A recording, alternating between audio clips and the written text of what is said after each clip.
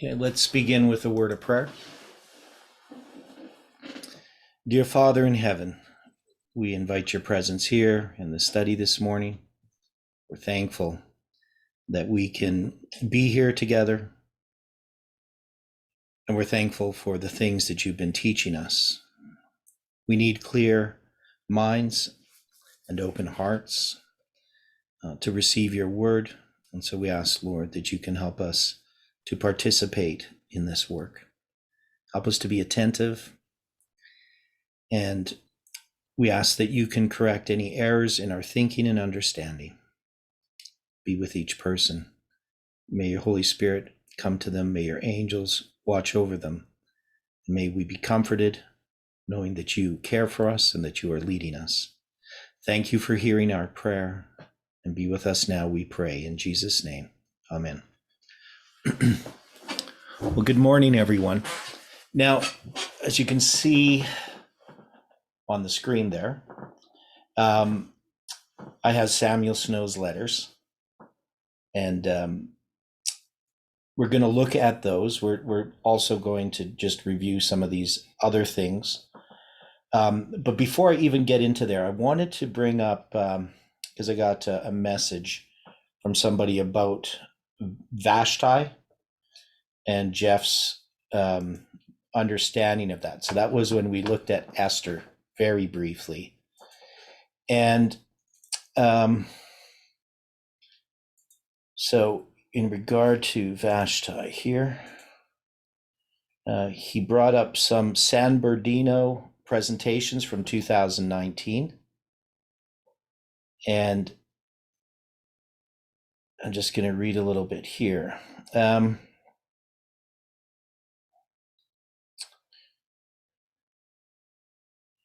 Okay, let me see here. Okay. So he asked this question, what about, well, this is actually Jeff's words, so they were transcribed or whatever from there. But what about Vashti? How's Vashti? Is she clean, pure? It is a symbol of the church that rejects the call of Christ. In her life, in the story of her life, she is right. She knew not to answer her drunken husband. But in the prophetic area, she represents the church that refuses to come to the king's call and then divorces. And what I mean is that the prophetic symbols must be determined by the context of the passage. And sometimes a bad person is a righteous person. Do we think Cyrus is a righteous man? He is a type of Christ. So this was the position that Jeff had, and I had commented on it. Basically, I had a hard time understanding Jeff's position. Now, I think part of it is he talks about how the context determines our understanding of a passage. So what is the context of the story of Vashti? What did we see was the context?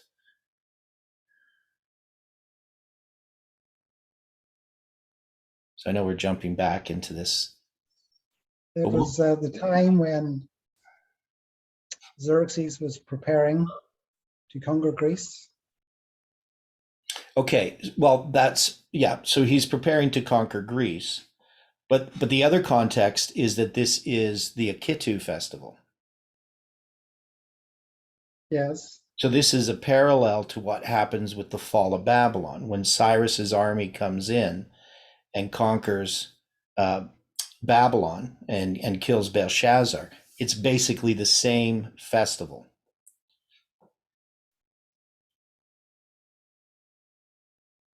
Okay. Right. So this is a drunken feast, and we would have to parallel it with Belshazzar.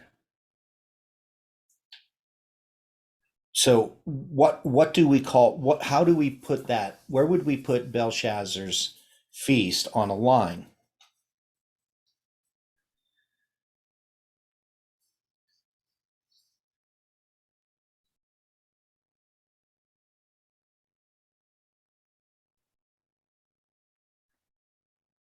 Well, it's the fall of Babylon, so you have the second angel's message. Okay, so it's the second angel's message. Okay, so if we look at the story of Vashti, one of the things interesting about Vashti is the word Mara is used in connection with her in chapter 1, verse 11. Because it says, I'm in the wrong book. Says, to bring Vashti the queen before the king, the crown royal, to show the people and the princes her beauty, for she was fair to look upon or look on. And that word look on is the word Mara, which is this looking glass vision. So wouldn't Vashti represent the church? Not the church that refused the call of God, but that refused the Sunday law.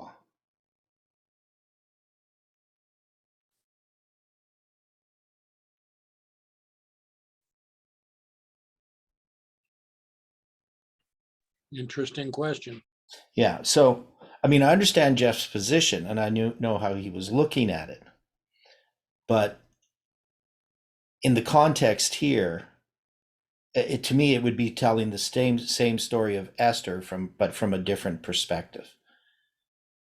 And he sort of says that, except that, he says that Vashti represents the fighting church and Esther the triumphant church, which doesn't really make much sense to me. I think he means the church militant, because this guy's from Romania who's putting it there. So the church militant, but the church militant, and in that context, Jeff is saying that the church militant refuses the call. And I don't understand the church militant as refusing the call. The church militant has a mixture of wheat and tares, according to the spirit of prophecy.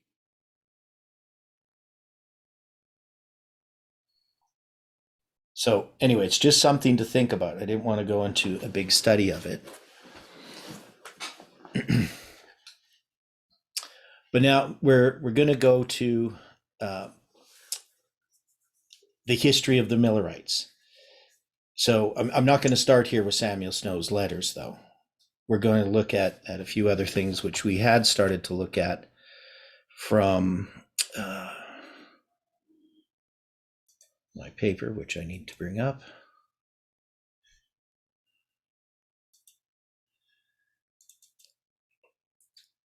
Now, I haven't sent everybody the papers that I've promised to send. I still kind of need to organize some of this stuff. And I'll send it all, though, when I have a chance. I was pretty busy yesterday. And I'm going to be pretty busy today as well. So I'm not sure when I can get them all together.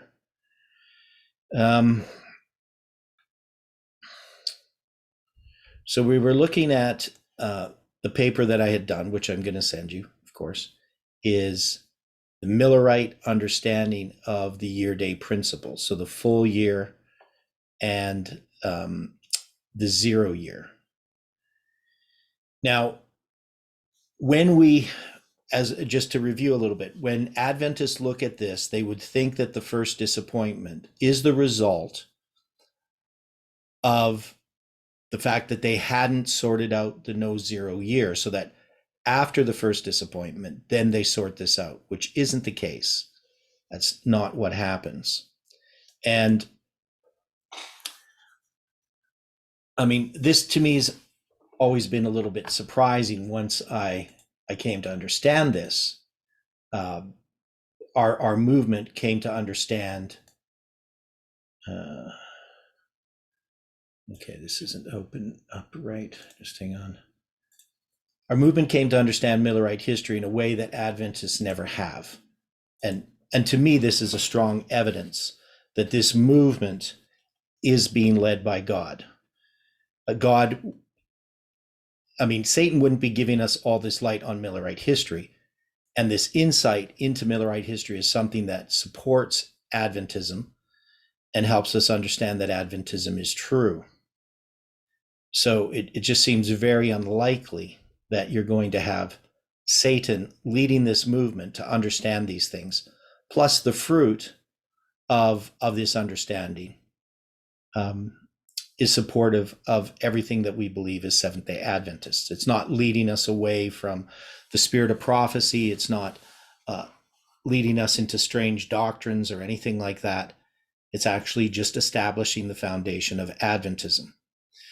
So Miller came to understand that the no zero year, they were just starting to understand that or sort that out at the end of 1842, so after the publication of the chart. And in December of 1842 is the first time that Miller talks about March 21st as being the start of the Jewish year 1843. And my computer is just going so slow. So I'm not sure why. So they came up with a thing which was called the full year concept. Now, I'm not sure who introduced this to this movement, but at some point, and I think it was Dwayne Dewey, who introduced the idea that the issue was not about there being no zero year, but that there was the fullness of the year. So where this may have come from is from Foundations of the Seventh-day Adventist Message and Mission, page 89 by Gerhard Damstedt.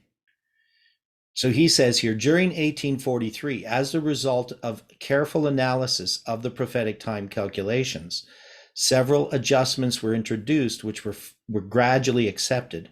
The first correction may be designated the full year concept. It was discovered that it was a mistake to calculate the period between 457 BC and 1843 by simply adding the figures together as if they were cardinal numbers. They are ordinal numbers, not separated by a zero year, so that only one year separates 1 BC from 1 AD.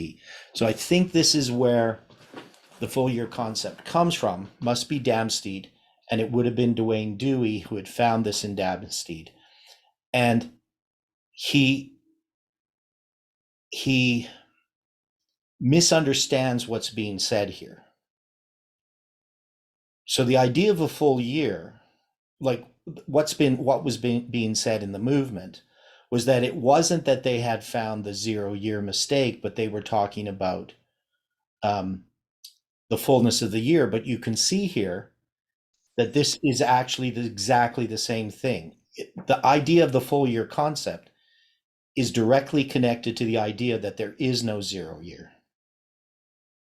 Can we see that?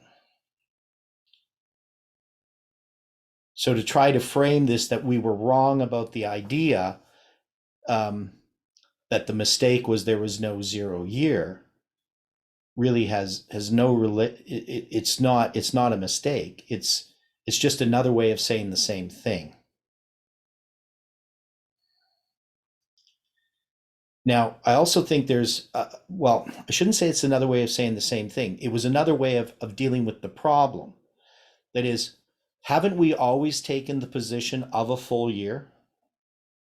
That if you're going to count 1 year, you're going to start on a certain date in a year and end up on that date in another year.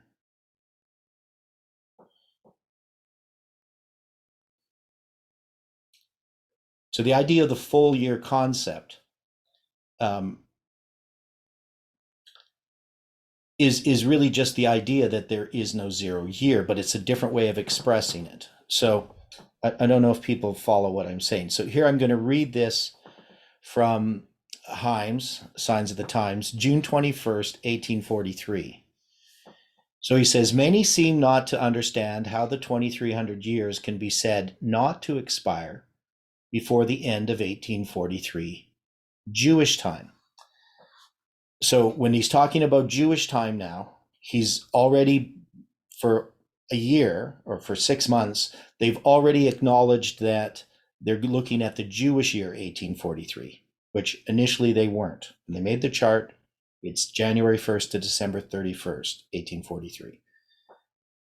But now they're using this year that starts in the spring. So to make out 2300 full years, it is necessary that there should be 457 full years BC and 1843 full years after Christ. It is evident that from a given point in the year 1 BC to the same point in 1 AD would be but one entire year.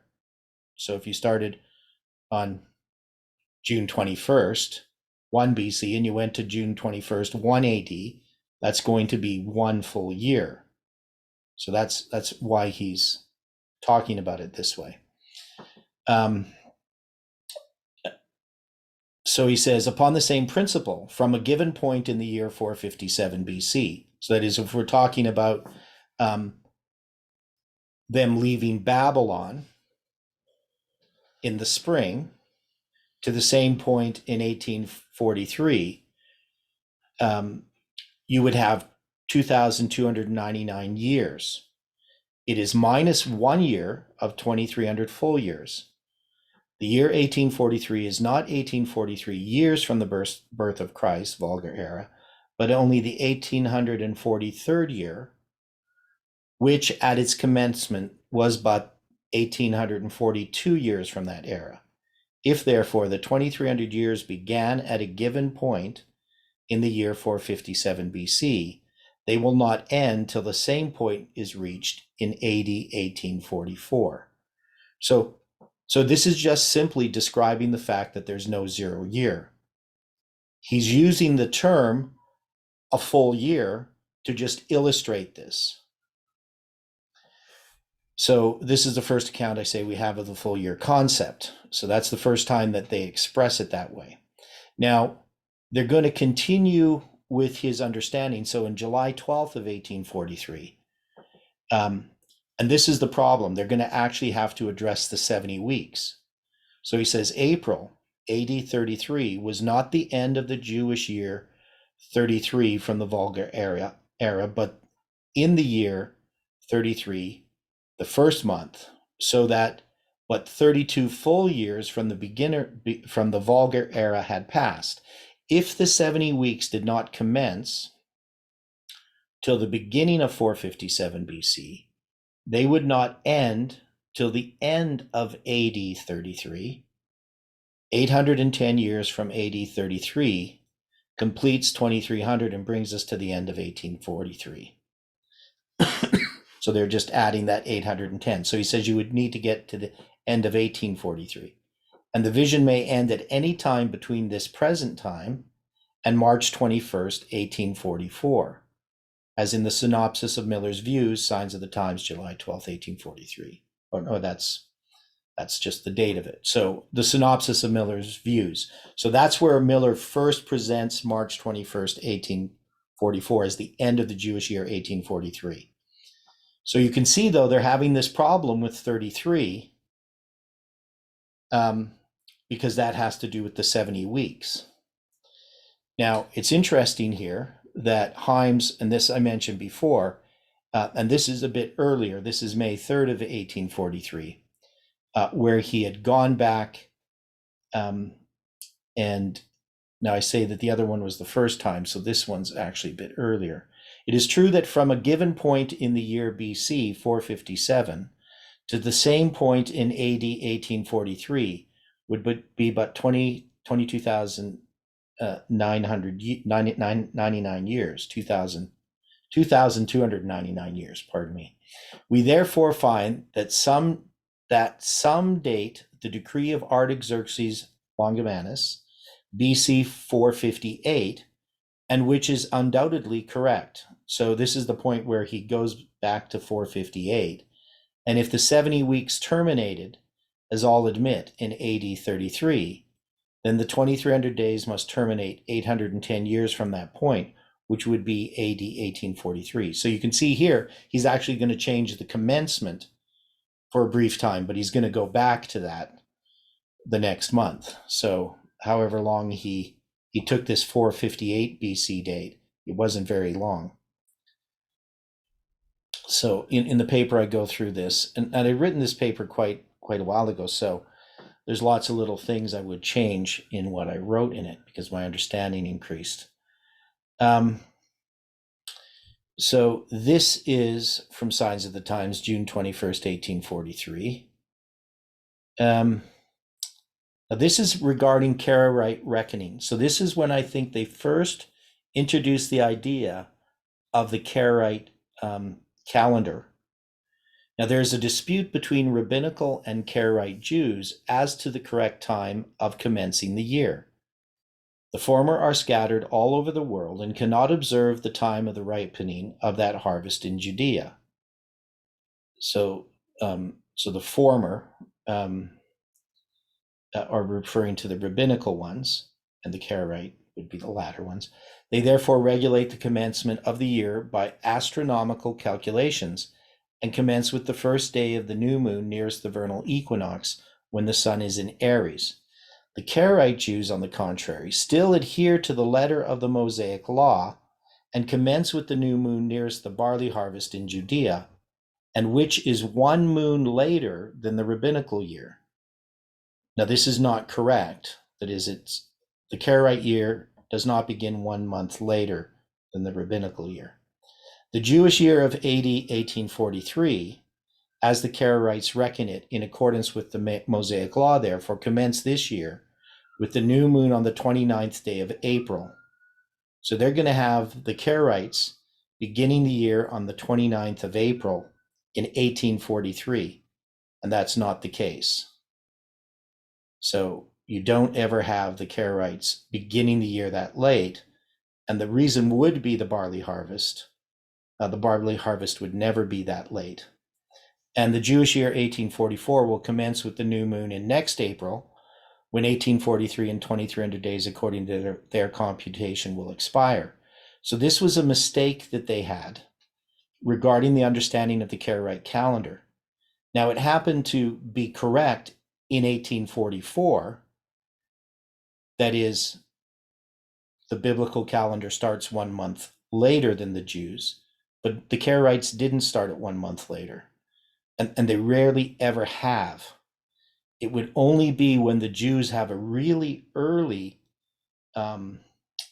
beginning of the year, like March 8th or something like that, that the Karaites might start it 1 month later. They might find that that's too early.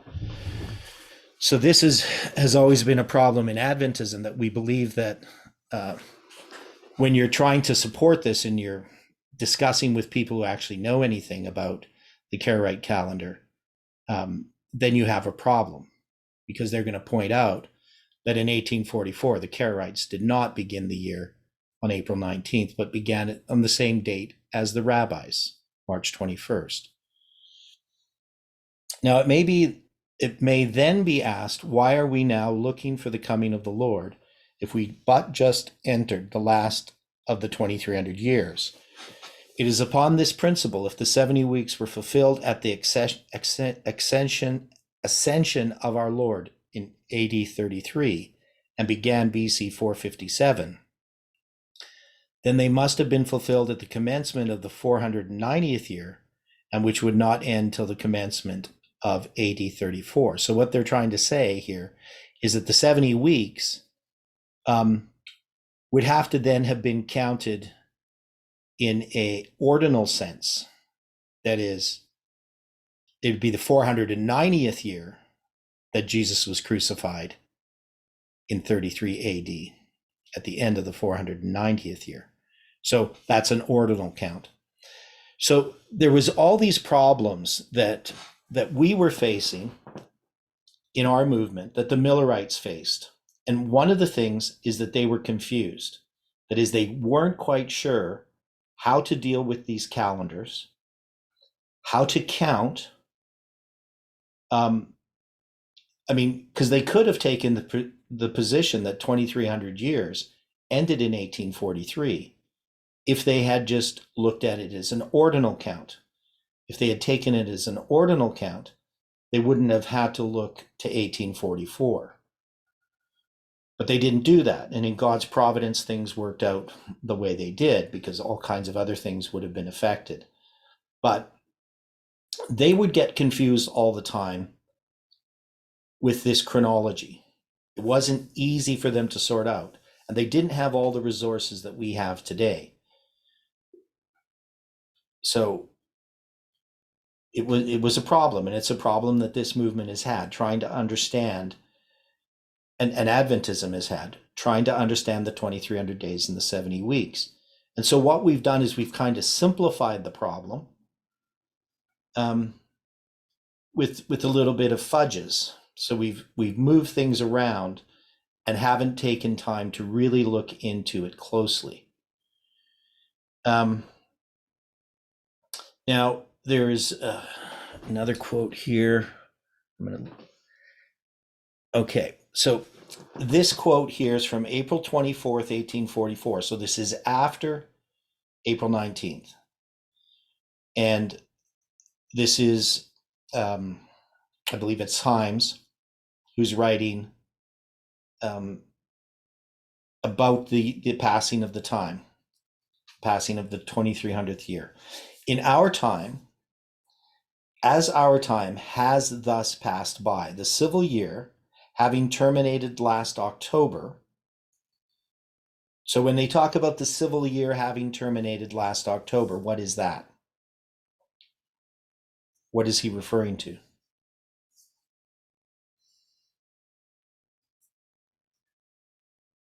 The Day of Atonement, Yeah. 7th month. Right. So the 7th month of 1843. And we're going to see that Miller actually looked to that fall of 1843. And this is the thing that Snow had picked upon. So he picked up on this idea that the prophetic periods must end in the fall, not in the spring.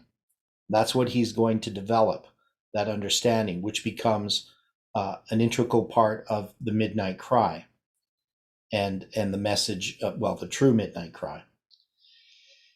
Now, the ecclesiastical year, that's the year of the religious calendar. So the civil calendar is the one that goes fall to fall. The spring calendar is the ecclesiastical calendar. That's the church feast calendar. It has terminated with the new moon on April, and that's April 18th. So that would be when you see the new moon on April 18th, that's the end of the ecclesiastical year and the beginning of a new ecclesiastical year. We are now prepared to tell the world what we shall do, a question which has often been asked. We intend to hold fast the integrity of our faith without wavering, and not cast away our confidence, which hath great recompense of reward. We intend to continue to comfort one another with the words of the coming of Christ, who will come and will not tarry. We shall continue to believe God's word in its literal acceptation, for not one jot or tittle of all that is written therein will fail. So they're now going to be in the tarrying time. So this is an important concept that they came to understand with the first disappointment. Now, they had applied the tarrying time earlier, just in a general sense, without anything to mark it. But when they enter the first disappointment, they now officially recognize that they're in the tarrying time. Now, one of the things about the tarrying time, so when it comes to the 1843 chart, when do they come to understand the mistake on the 1843 chart?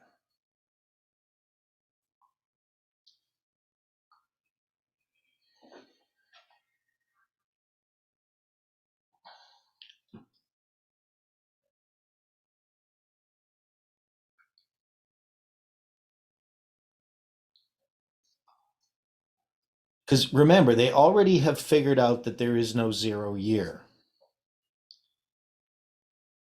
But are they still holding to the year 1843 up until April 19th?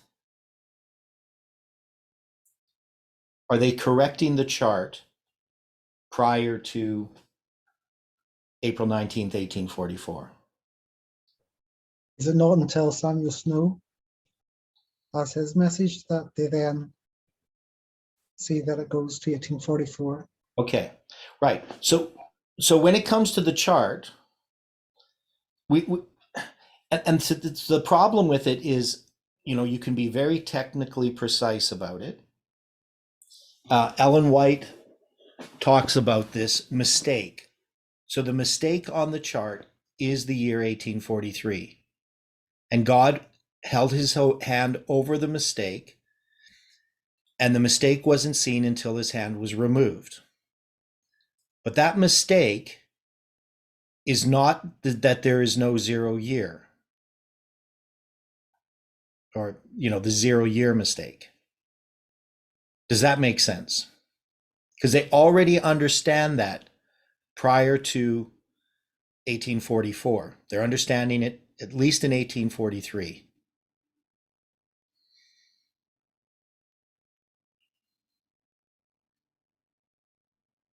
So what is the mistake? When does God remove his hand? And what particularly is the mistake? And I think this is what Dwayne Dewey was trying to say. Well, it was the fullness of the year mistake. But the fullness of the year is just another way of describing that there's no 0 year. And they figure that out before 1844.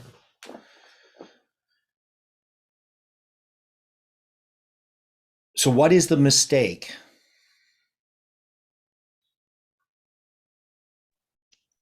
That the 2,300 years began in the autumn rather than the spring. Right. So the mistake was saying that the 2,300 days began in the spring. Would we agree with that, with what Stephen has said? I think we've been clearly presenting that. Yeah.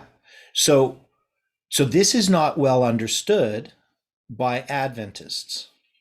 That is, where we always think that the mistake that was found in 1844 is that there was no 0 year.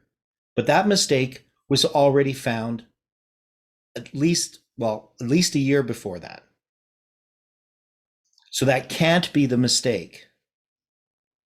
And Ellen White doesn't put it that way. She talks about that the prophetic periods don't end in 1843, but they end in 1844. And so when we see Samuel Snow presenting his ideas, as we're going to look at here, so I'm going to switch this.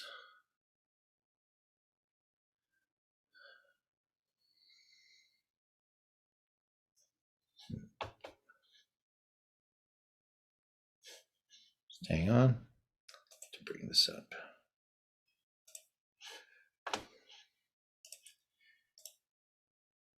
So we're going to look at the Three Angels' Messages source book. And in here,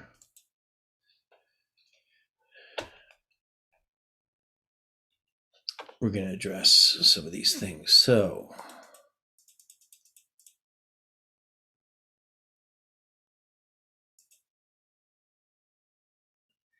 now, I first want to look at Miller's May 2nd.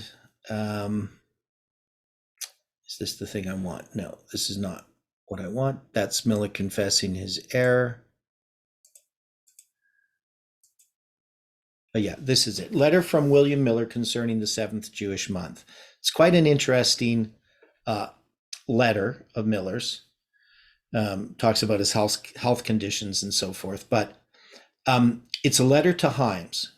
He says, I want to see Brother Bliss in relation to his calculation of the termination of the prophetic periods. I hope he may be right, but I think he is not. I will tell you why. If you will examine, you will find all the ceremonies of the typical law that were observed in the first month after the vernal equinox had their fulfillment in Christ's first advent and sufferings. But all the feasts and ceremonies in the 7th, about the autumnal equinox, can only have their fulfillment at his second advent. So this idea that the types in the spring were fulfilled at Christ's first advent, and the types in the fall are fulfilled at Christ's second advent, is what Samuel Snow is going to pick up on. He's going to recognize this. Now he uses some examples about this, the ark resting in the 7th month, 17th day. even though that is not really the seventh month, but at least as a symbol, I guess it could be. The sanctuary and the worshippers, all appertaining to it, were cleansed on the seventh month, 10th day of the seventh month. So we know about the Day of Atonement. And the Israelites of God were to afflict their souls from the evening of the 9th to the evening of the 10th day, seventh month, a type of the troubles. And the holy convocation of all Israel, seventh month, the first to the 15th day. And then, is this not a type of the gathering of the elect? And the great feast, the seventh month, 15th day, all Israel appeared before the Lord. So that's one of the, where all the males have to appear. One of the 3 times in the year they have to appear. And then the Jubilee trump sounded, seventh month, 10th day throughout the land. And the time of release of all the Hebrews in bondage, seventh month, 15th day, at the Feast of Tabernacles. And the atonement was made on the 10th day, the seventh month. So he lists all these different things that are happening in the fall. The high priest, the harvest time, Feast of Tabernacles. He repeats these different things.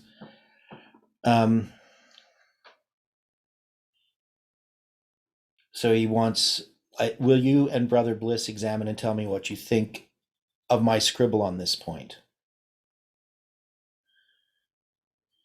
So, and then this is published with it, remarks. So this was actually May 3rd, 1843, that this was, this letter was written to Heims. Now,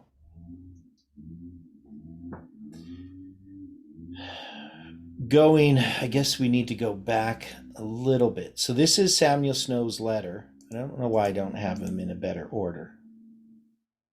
18 through, that's a letter from, I guess I put them in the order they were published originally.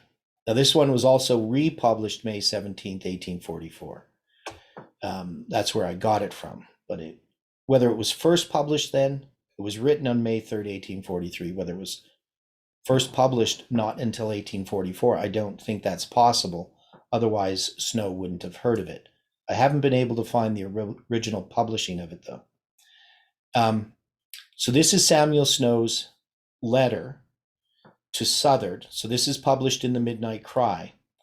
And this is going to be very similar to what he publishes as the True Midnight Cry.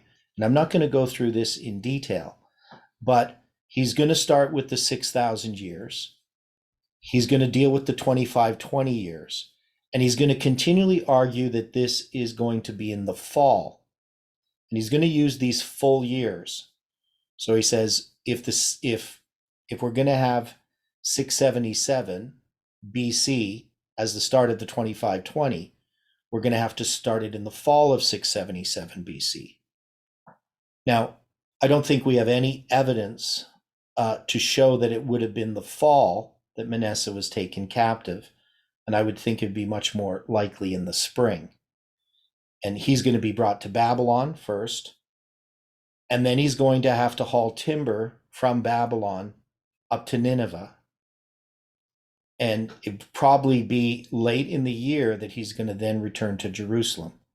And you wouldn't be hauling timber, even though it was difficult conditions. I don't think they would have hauled it in the rainy season, because that'd be too difficult of conditions. They just wouldn't have got the timber to Nineveh. So is most likely he's taken captive in the spring, late summer. He would have probably been put to work, and then by late fall or early winter, he would have been returned back to Jerusalem, traveled back to Jerusalem. So how long they were held captive, I don't think they could have been held captive very long. It would just be something that they were brought to Babylon, given this task, hauling timber to Nineveh, which is going to be on the way back to Palestine. All these different kings that were taken captive by Esarhaddon. So he's going to put these same arguments, but he's going to have a bunch of problems with them. And I've sort of alluded to that. One is he's going to take Artaxerxes as being Xerxes. So that's going to be a bit confusing. And he hasn't here dealt with the midst of the week yet. So back in February 16th of 1844, he's got things in place, but he has a bunch of things that he has to sort out. And he hasn't sorted out the midst of the week. That's going to be in his May 2nd letter, that he's now going to have Jesus crucified in the middle of the week. And it's going to take him time to figure this out. One is he doesn't have the resources that we have, and he's working at it bit by bit. And so he begins to sort these things through. And then we're going to see this is this other letter, which I talked about, where he talks about the mockers. So it's not really related to the prediction. And then this is the May 2nd letter. So this is the one where he uses the fake news story, the death warrant of Jesus Christ. So fake news existed in the time of the Millerites. That is, if you looked at their newspapers of the day, they weren't very much different than Facebook. They weren't much different than the social media we have today, in the sense that a lot of sensational information, all kinds of crazy stories in there to get readers. And this death warrant is something that has been republished. As far as I could tell, the origins may be from Mormons. So Mormons may be the origin of this fake document, but it's definitely not a valid document. It's just something that was written up, put in newspapers, and then shared from one newspaper to the other, often being modified here or there by different editors. So, but this is something that Snow picks up on. And so he believes that this is a valid document. And if you look at the evidence that's in this document, it's going to have Jesus Christ crucified, definitely not in 31 AD, because you're not going to have a Passover on the 26th day of March, which is the date that they're going to be giving. And I mean, I'm even quite uncertain how he uses this to nail down 31 AD, other than he takes the 17th year of Emperor Tiberius Caesar as a date that's listed here. But even then, that's kind of problematic. So, but that's what he uses. So in his May 2nd letter, he's going to argue that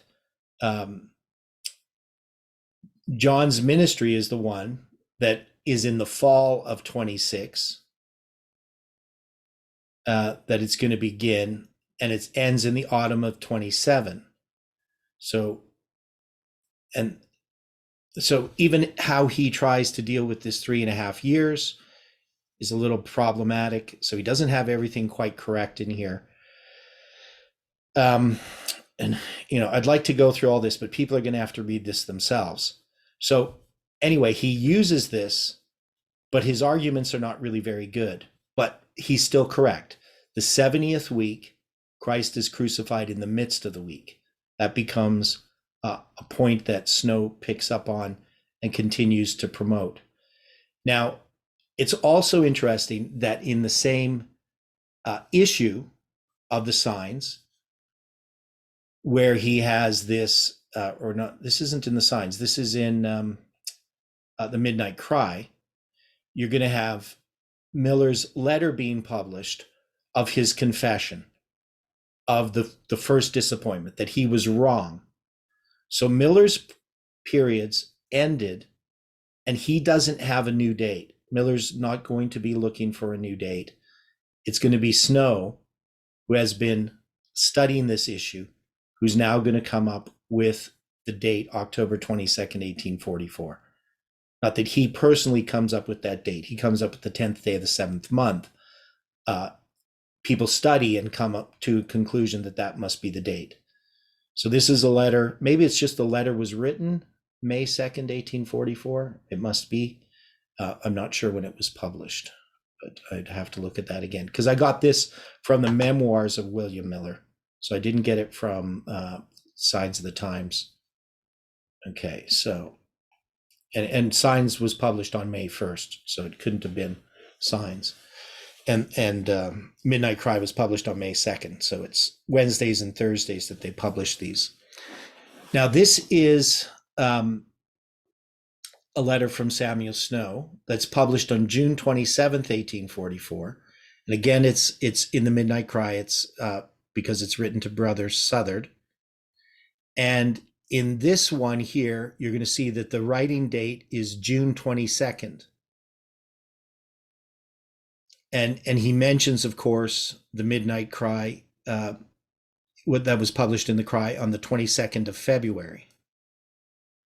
So he's referring to his previous articles. So this one published on February 22nd is his first article, and this one is his second article, dealing with the understanding of the prophetic periods. And in that same issue, this is a article by Sister Minor called In the Midst of the Week. So she's picked up on this idea as well, studying with Samuel Snow, and she's going to address this midst of the week as being the middle of the 70th week. So this idea is developing. And then we have the final letter that's published before midnight, and that's the July 18th letter confirming the covenant. So this progression of understanding, and the topic of this is quite interesting, though I would disagree with a lot of things that Snow is writing here in regard to salvation and the covenants and the gospel. So, and I've dealt with that in some other studies.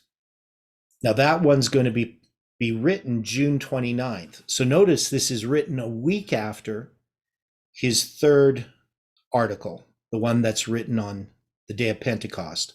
So we have the Passover one. I think I said something wrong earlier when I was talking. So we have his first letter. Let's take a look at them. We'll line them up here. That's odd. Okay. That's better. Okay, so here's Samuel Snow's letters.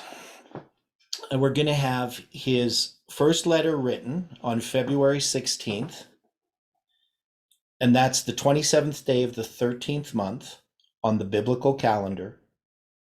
And then it's going to be published on the 12th month, third day, 12th month. And that's the date of the dedication of the temple in 516 BC, which is really March 12th, or the 12th day of the third month in 515 BC. So when I say 516, I mean the Jewish year 516, beginning in the spring, ending in the spring. So the 12th month happens to still be in the spring before the first month begins. And then there's going to be the Passover that follows, as we saw in Ezra chapter 6. And we can see that there is a Passover that follows the February 22nd publishing of his first letter, when it's republished on April 3rd. And when it's republished on April 3rd, I was going to show you that. It has a disclaimer that is, Heims is going to publish it in the Signs at the request of Snow prior to their first disappointment. But he says, we disagree. We don't see the prophetic periods as extending past the last day of the Jewish year 1843. So they don't agree with Snow, but they publish his letter. And they happen to publish it on the Jewish Passover that both the Karaites and the Rabbinic Jews observed in 1844. So that's April 3rd. Then you can see in between there is going to be the first disappointment. And then you're going to have his second letter, which is published on Passover, the true Passover. And the topic of that is the midst of the week. So that's where he's going to address this midst of the week, which is this chiasm. And then you're going to have him publish his third letter, or write his third letter. That's going to be on June 22nd. And it's going to be published on June 27th. So it's going to be published 5 days after it's written. And you see there this little calculation where I say it's on the 11th day of the third month that it's published, but it was written on the 6th day of the third month. So you can see that's 5 days later. But if you double the 11th day of the third month, you get the 22nd day of the sixth month, which can be June 22nd, which is the day it's written. So you have this little sort of puzzle that ties these two dates together, the writing of it and the publishing of it. And it's connected to a doubling. And then 3 days before midnight, on the second day of the fourth month, is the publishment of the July 18th publishing of his June 29th letter. And the June 29th, the date for that is the date that we would mark as the 6th day. It's, let me think here, in 1843, it's going to be the 6th day of the third month. So I think it's going to be Pentecost is the date in 457 BC is the 29th of June. That's Pentecost, because they're a week apart in 457. So when we looked at these letters, we can see that Samuel Snow has these 4 letters, but we have them attached to several dates: the writing, the publishing, the first time the publishing, the second time, the second letter, then the writing of the third. And I could have put the publishing in there, I just didn't. And then the publishing of the last letter. And all these dates become significant. Now, the problem I had, though, is I could see the third day of the 12th month, February 22nd, tying us to the dedication of the temple and the republishing of that letter on the Passover, again tying us to that history in 515 BC. So in the spring of 515 BC, we have this dedication of the temple and this first Passover. Now, what would be the significance of that, of this dedication of the temple, and the fact that Samuel Snow's first letter is published on that date?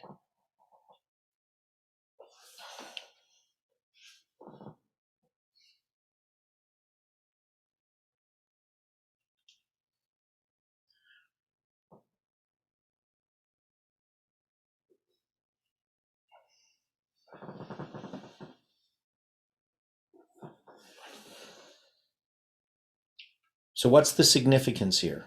Why do we see this as significant?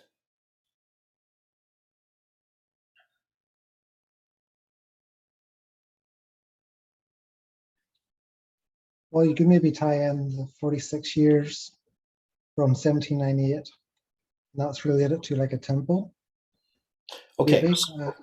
yeah, so we have the symbol of the temple, the rebuilding of the temple, and we've taken the position that this is dealing with the rebuilding of the temple. And of course, we know that Cyrus's decree commenced the laying of the foundation and the building of that temple, and Darius's decree is going to complete it.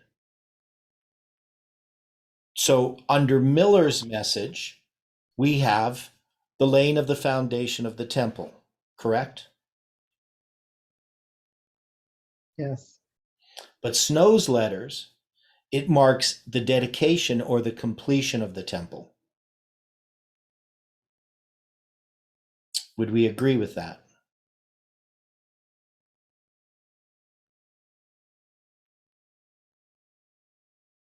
That is, it ties it to the second angel's message, is being tied to the second decree.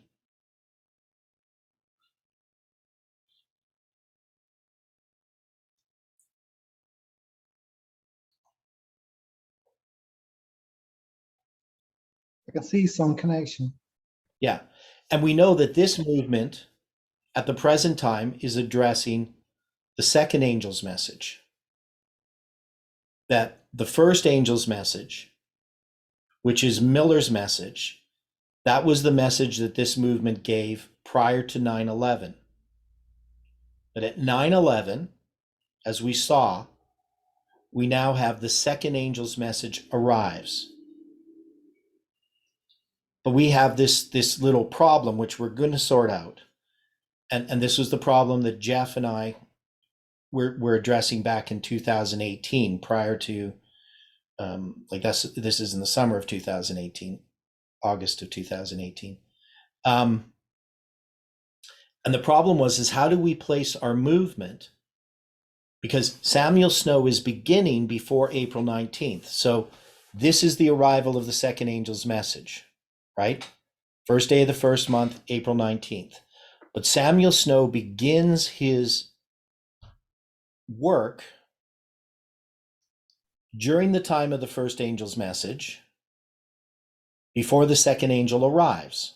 And the question is, why? Why is Samuel Snow doing this? How does this represent our movement? Now, what Jeff tried to say in 2018 is he said, well, we really began this work before 9/11. But this is the message of the second angel. Did Jeff begin the message of the second angel prior to 9/11 if the second angel hadn't arrived until 9/11?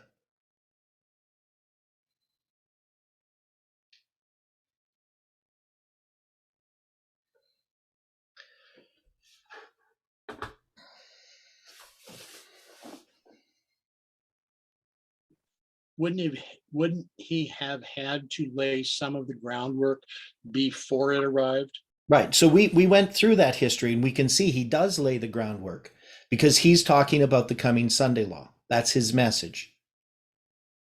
But one of the things that we saw with Jeff first is that when it came to August 11th, 1840, he had placed August 11th, 1840 in 1989. That is where he paralleled it. But as time went on, he moved it. After 9/11, he saw that August 11th, 1840 lined up with 9/11.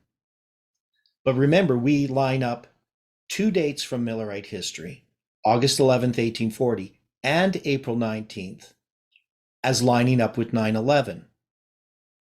And the suggestion that I've had since July 18th, and I started thinking about this before then, but with July 18th, it became much more evident, is that we have to take these two different 9/11s and look at them separately.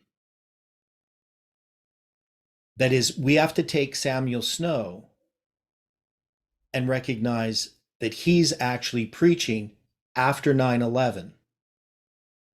That his letters here, even though they come before April 19th, April 19th doesn't serve for Samuel Snow the purpose that it does in lining up 9/11 with April 19th on the big line. So again, I'm going to have to draw this because I know it's hard for people to visualize.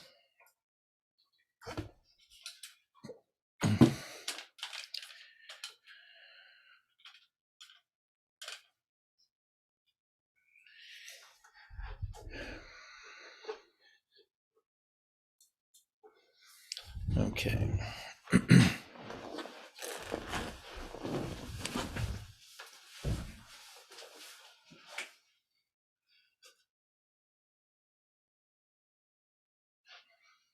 So we got 1798, August 11th, 1840, April 19th, 1844. We'll put in midnight cry, and October 22. Okay, so what we have done, so we have 1989, and this is 9/11,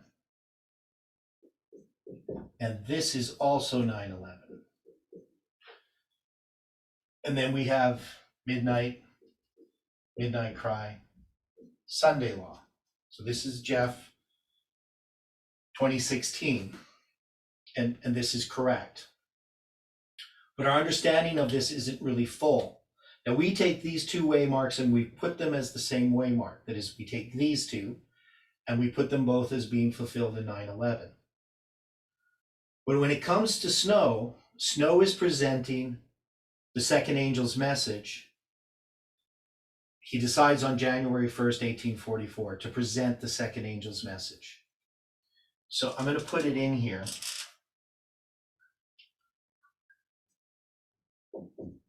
And what is January 1st, 1844? First day of the first month. Right, so this is the first day of the first month. But this is also the first day of the first month. So you can see that Samuel Snow has a first day of the first month in which the second angel arrives. Correct?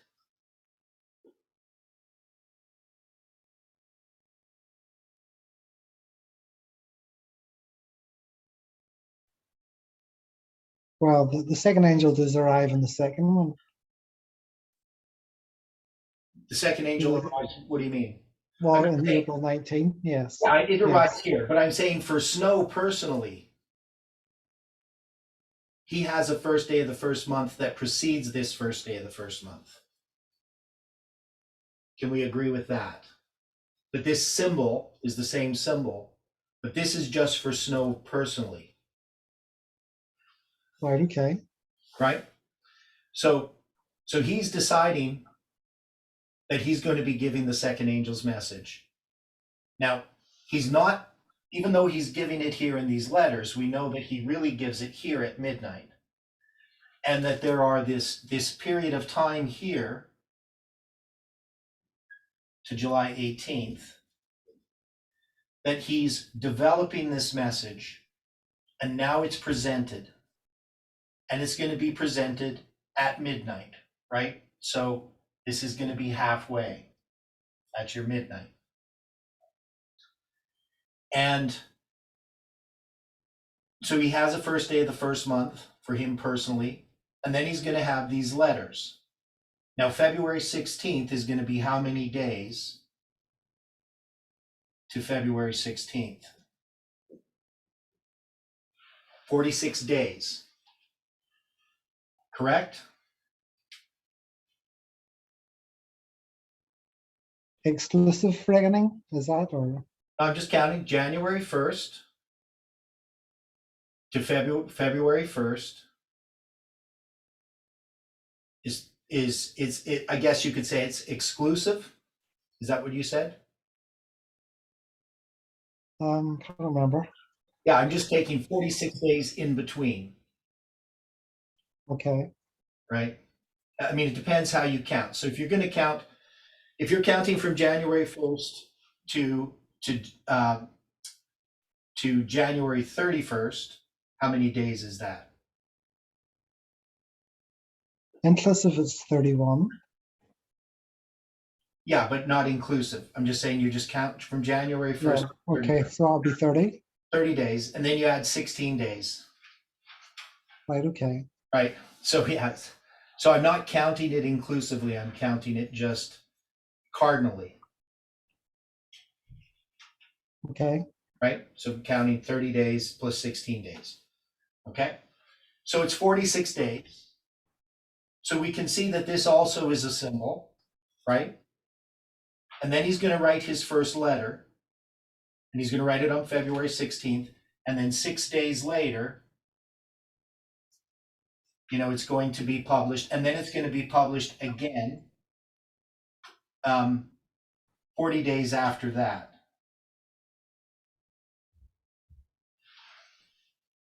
So again, you have another 46 days. Counted a little bit differently, but so we can see there's 46 and 46. And then you're going to have, and that's going to be Passover, and then you're going to have May 2nd, right? And May 2nd is going to be his second letter, and that's going to be the center of a chiasm. That is, if you count from February 16th to July 18th, It's 153 days. And how many days is it from February 16th to May 2nd? I think it's 54. No. From February 16th to May 2nd? It's 153 days from February 16th to July 18th. All right, okay, sorry, is it 77? Yeah, so you're going to have 77 days and 77 days. Counted a little bit differently. Now, the way that I came up with this is that I'd actually, and I'll show you there, is I counted this as 2 months and 16 days. So it's actually 2 months and 16 days from February 6th to May 2nd, and 2 months and 16 days from May 2nd to July 18th. And so there was this doubling of this date to produce this structural chiasm. So this was the first chiasm I saw in Snow's letters. There's another chiasm which puts April 19th as the center, and that's going to use from his first letter to his Pentecost letter, but we're not going to look at that right now. The point that I want to make out is that Snow is studying and preaching during this time. So he decides to preach. He's already understood that it's going to be in the fall based upon the work that Miller had done regarding the 7th month. And he gives his personal testimony on December 31st at Boston. So that marks an end of that first angel's message. He doesn't mention anything about his understanding. He's just giving a personal testimony of how he got into the movement. But on January 1st, he decides that he's going to proclaim this message. And so it's going to unfold, this doubling of these 2 periods of 46 days, going to his first letter, and then to the republishing of his first letter. And then you're going to have, so all of this is after August 11th, 1840. So Samuel Snow represents this movement in a symbol related to August 11th, 1840, but it's going to be also connected to this history as well. But it's only related to this history in its, maybe for lack of a better term, external form. That is, once you put it on this line, you can see that Samuel Snow is preparing this message. But the second angel of message arrives here. It doesn't arrive here except for Snow. So you can see when you look in our history, you have a 9/11 here, and this movement is represented by Snow before this. Now, what does this 9/11 represent? It's the arrival of the second angel's message. And what is the arrival of the second angel's message? What is the arrival of the message of Revelation 18?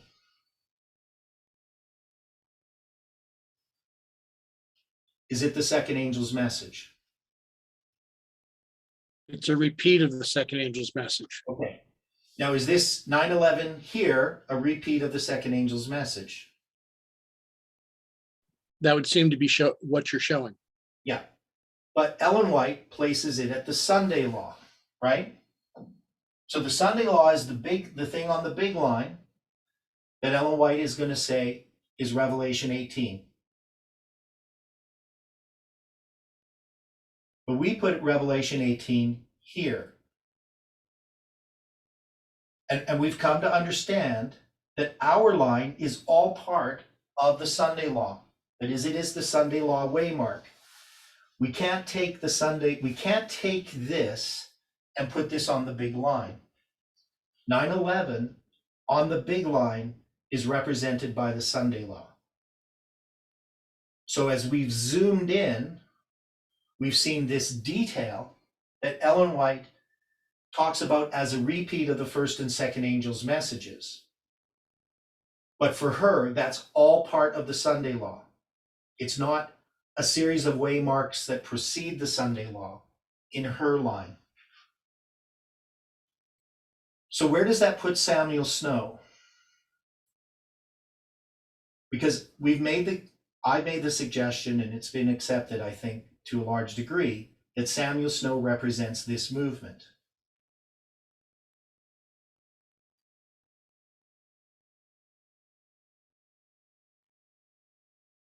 Now, remember we had, back in 2017, Chawatu, he was arguing that we have this waymark called sunset. And he's going to say, if this is midnight, this is sunset. Correct?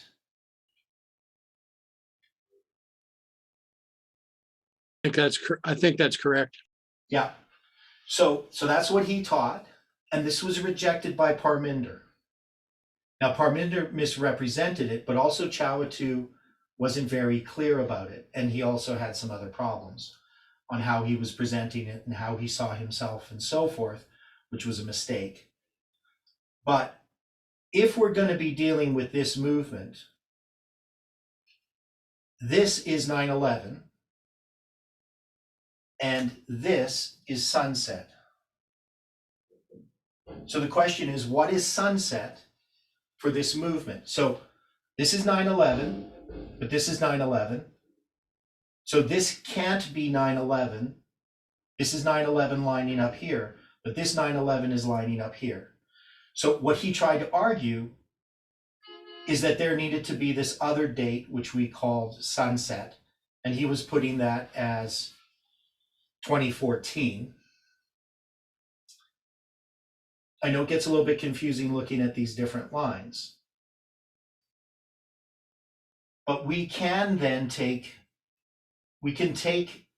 August 11th and put it here, and we can separate them in our line, can we not? That is, we can see that 9/11 came here, and that this 9/11 for Samuel Snow is not August 11th, 1840, but it's something else. And that we can mark something else in our history, which we call sunset, and we can put it here. Does that make sense to people? Are people confused? Okay.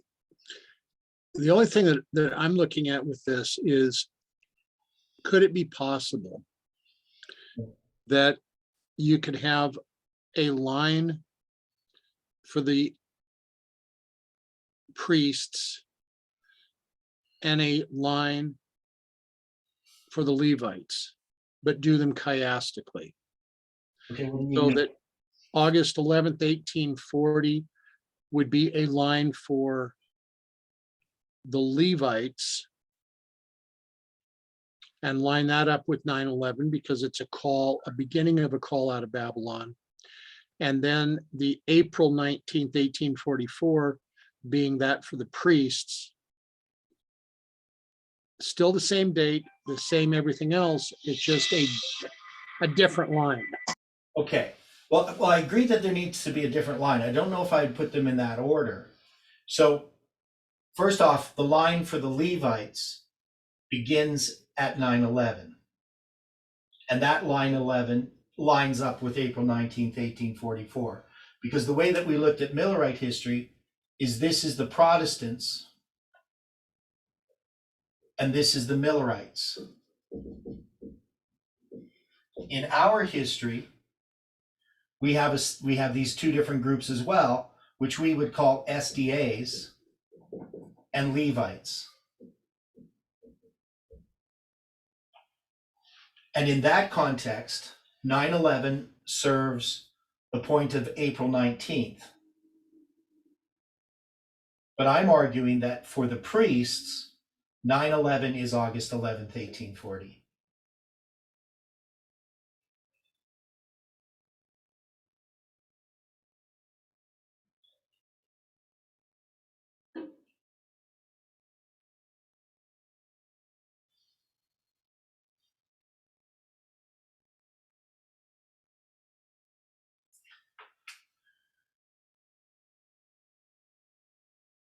Now, Samuel Snow would be the priests.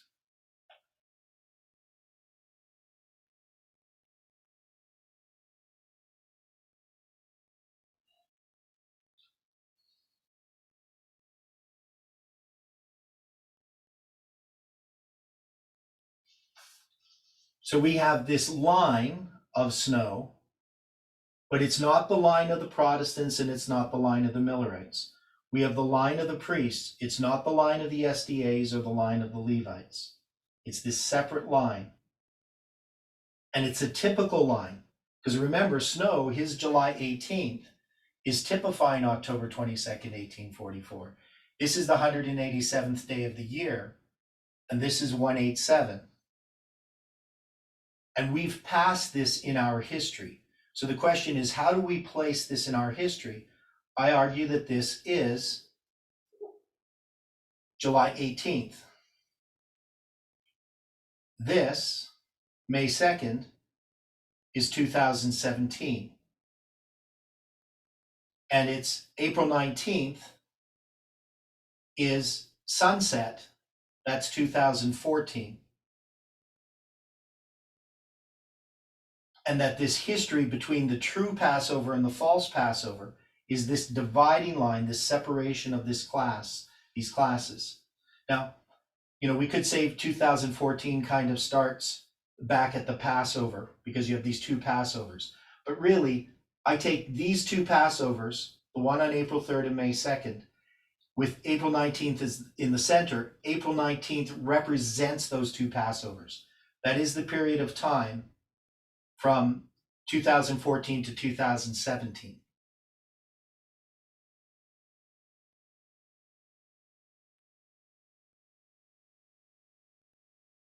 And then we have July 18th. Now, in between there, what do we have? Between this Passover and July 18th?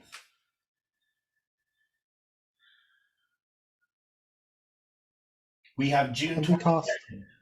What's that? Pentecost. So where would we put Pentecost in this movement's history?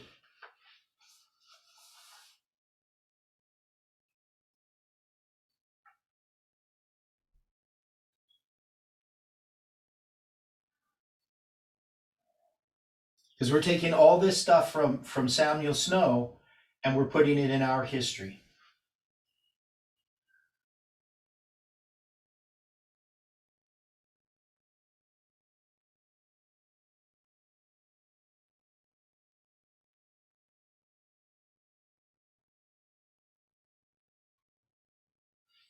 So when did we have Pentecost, this movement?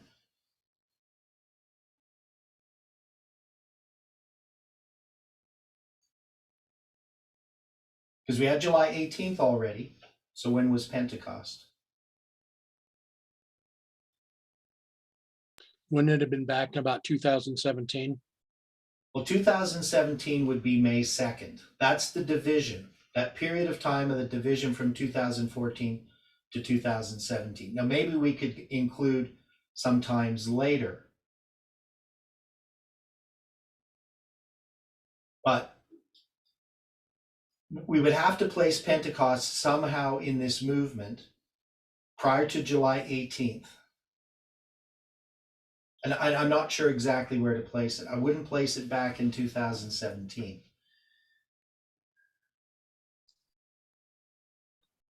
I think, did we have one of the Italian camp meetings in Pentecost? Yes. So we have the first Italian camp meeting, that's 2017,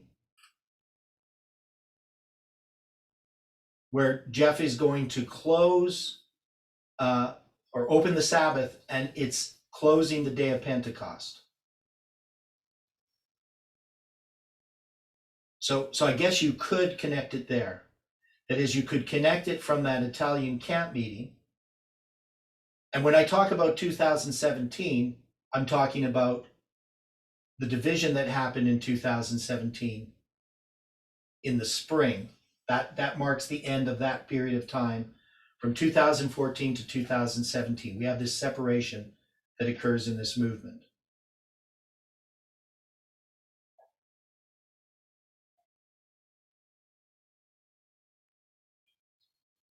Because who leaves in 2017?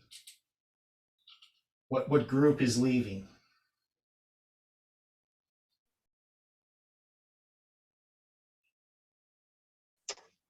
Is that,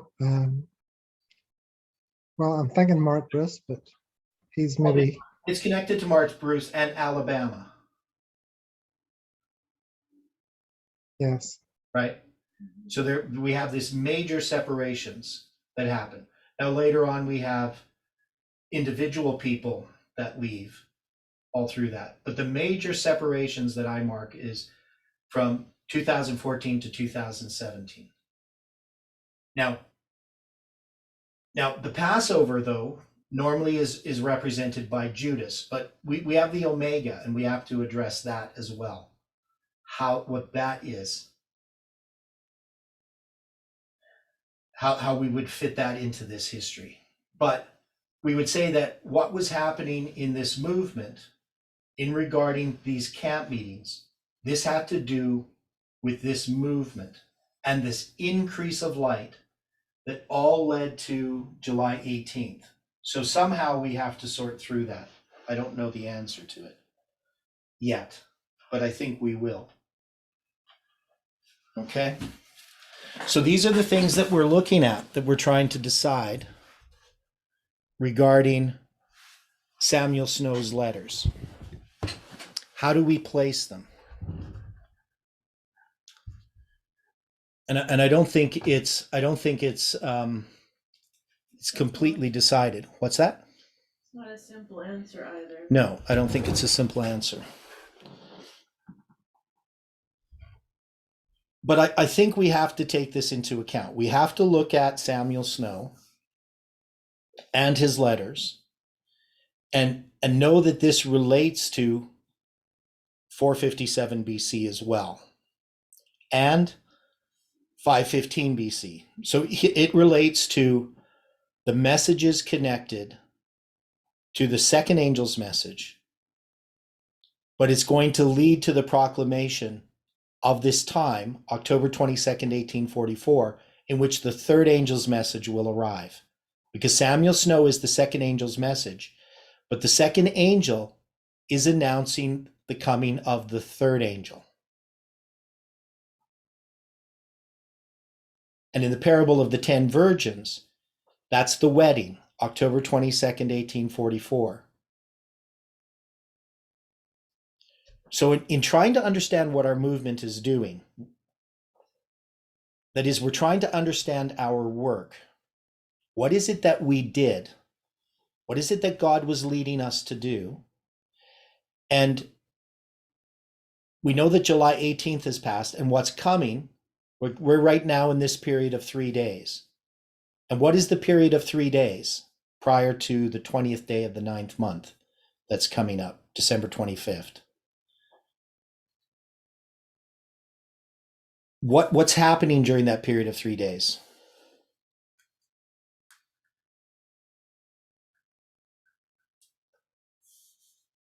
Ezra makes this call.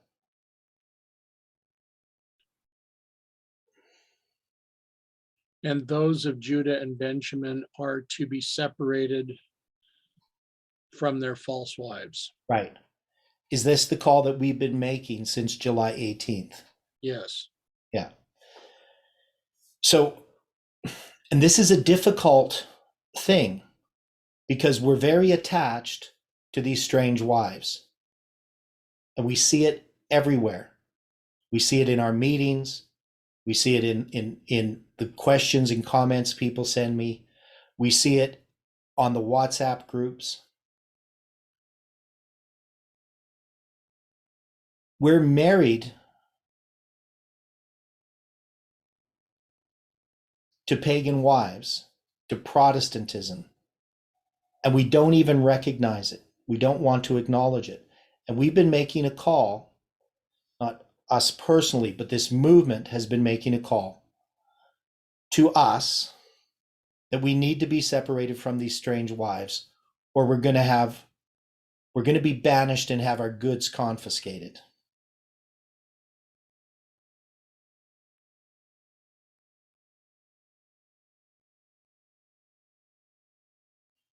It is we don't know how to study.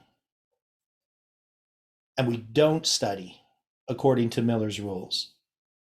We study like the world studies.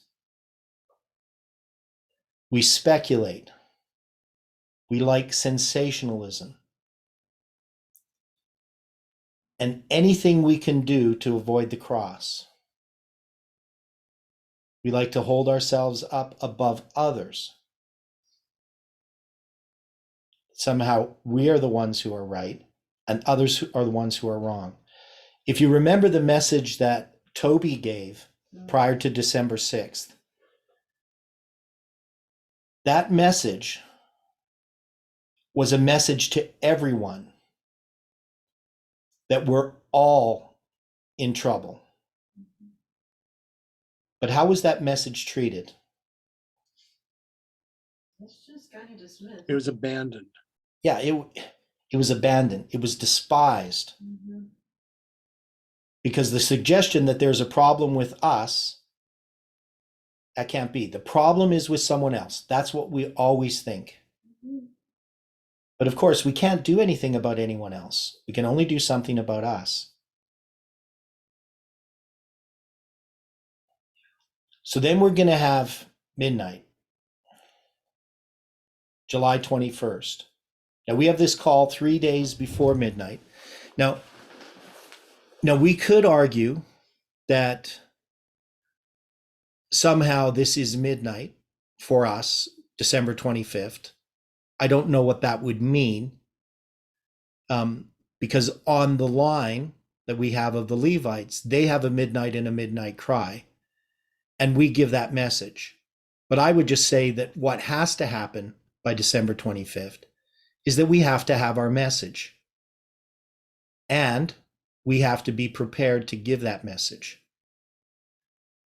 It doesn't mean that it's going to happen on that date, that everything's accomplished and we're going to mark that date as midnight, because I still think we're in a period of time rather than a point in time when we get to December 25th. And we can see that because of our lines. Our lines extend.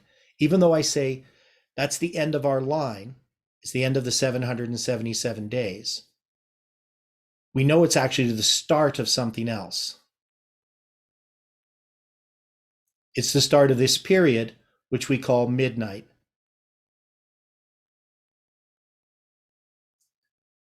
And that's the midnight for the Levites. So, I'm not predicting any event. Doesn't mean an event won't occur in some way, that something important's going to happen at that time. I'm not saying that it's not, and I'm not saying that it is, other than I know where our line ends.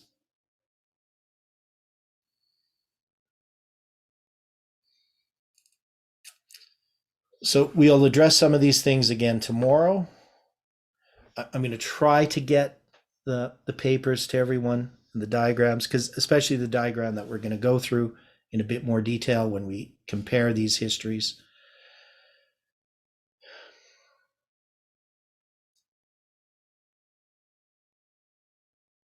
But I think this is part of, why we're looking at the 2520 right now, because this 2520 is tied up in all of this. And if we reject this, we can't say we accept the 2520. You can't take the logical conclusions that are drawn from our understanding of the 2520 and dismiss them.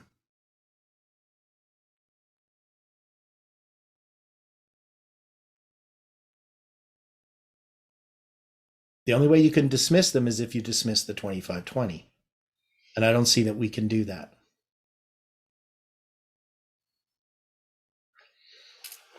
Any final thoughts?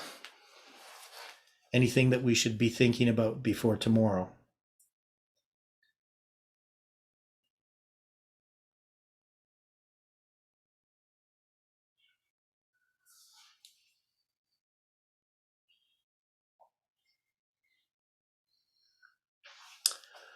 Okay, let's close with a word of prayer.